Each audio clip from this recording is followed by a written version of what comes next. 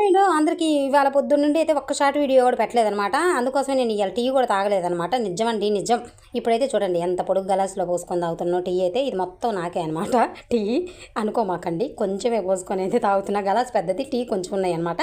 ఇక మీకు మాట అయితే చెప్దామని అయితే వచ్చేసిన అనమాట ఈ వీడియోలో. మీరు అసలు ఎప్పుడైనా తిన్నరో లేదో కామెంట్ బాక్స్లో మాత్రం ఖచ్చితంగా కామెంట్ చేసేయండి. ఇక్కడ వచ్చేసి అయితే మా అమ్మ అప్పుడెప్పుడో నేను చిన్నగా ఉన్నప్పుడు అయితే చేసేదనమాట. ఇలాగే చేసి పెట్టేదనమాట. చాలా బాగుంటుందండి, బాగా టేస్ట్ ఉంటుంది అన్నమాట.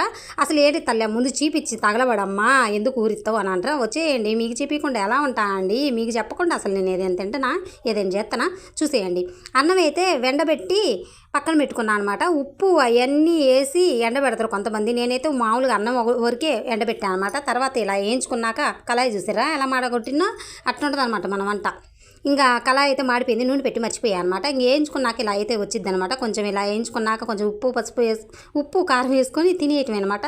కానీ సూపర్ టేస్ట్ ఉంటుంది అనమాట. ఎప్పుడైనా తిన్నరో లేదో మీరు కామెంట్ బాక్స్లో కామెంట్ చేయండి.